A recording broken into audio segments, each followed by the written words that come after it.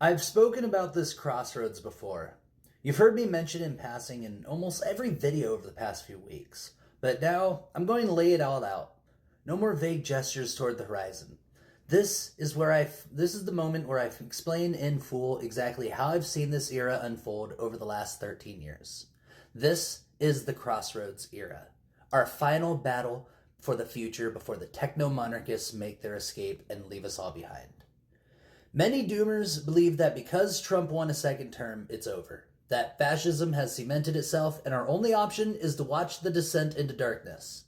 But I reject that. I reject doomerism outright. Not because the situation isn't dire. It is. But because I understand something they don't. It's not over until they have fully removed themselves from consequence. We still have time. Let's establish where we are in the timeline.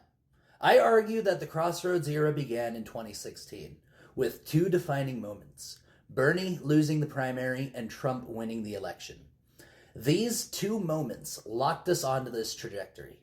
If Bernie had won, we'd be living in mankind's golden age right now. Not in some vague idealistic sense, but in the very real material reality that his presidency would have begun the necessary systematic transformations to stave off oligarchic consolidation and bring technological advancement under humanist democratic control.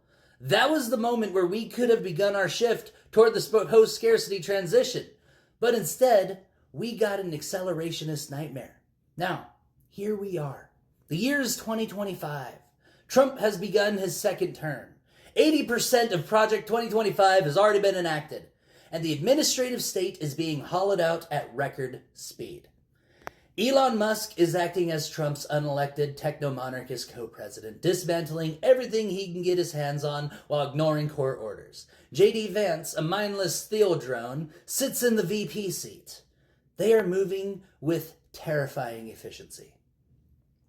But this isn't the end. It's merely an existentially concerning acceleration.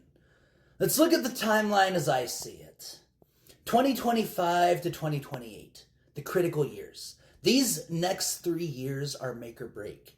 If Trump consolidates power successfully, the Republican agenda will entrench itself to a point where electoralism alone will not be enough to remove them. They are preparing for this by attacking voting rights, judicial independence, and any mechanism of accountability that could slow them down. But they are not invincible. Their greatest weakness is that they are moving too fast, too publicly.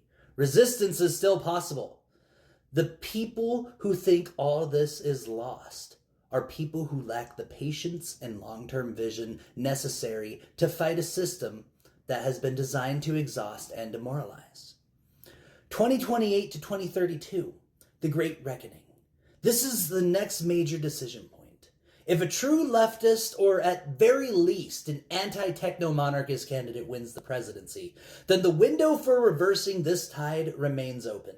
If we fail and another Republican or corporate Democrat wins, then we enter the final stretch. 2032 to 2036, the escape window. By this point, if the oligarchs are still in control, they will begin serious construction on their Elysium-style escape. This is when they start securing their bunkers, their orbital habitats, their privatized AI governance systems that will render our political struggles irrelevant because they will no longer be bound to the world of consequences. If we haven't overthrown them or seized power by this point, then our final fight will be upon us. After 2036, the point of no return. Once they leave, it's over. If they successfully extricate themselves from our fate, if they create fully self-sustaining off-world colonies or AI-managed fiefdoms, they will have successfully severed themselves from the material conditions that keep them in check.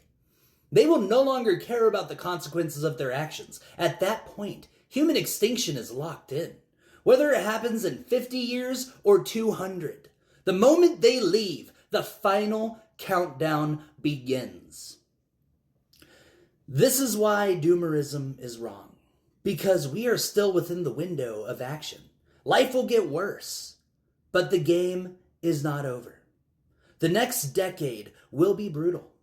But the simple fact is that as long as they are still here, we can still win. Even if the climate crisis reaches an extinction-level threat, so long as we remove them from power, we can shift every available resource toward geoengineering to repair the damage. It is only when they have left Earth that we will truly lose. The Crossroads Era is not a single moment, not one decision.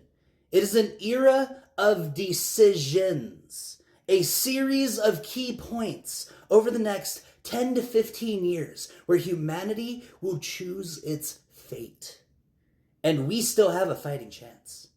So what do? We commit. We recognize the long game for what it is. We do not get demoralized by individual losses. We do not let cynicism rot our will to act. We build. We organize. We resist. We prepare for every contingency, but we do not abandon the path. This is not a game of election cycles. It is a war of systems. And we still have time to replace theirs with one designed to work for everyone. This is our moment. The Crossroads Era has begun.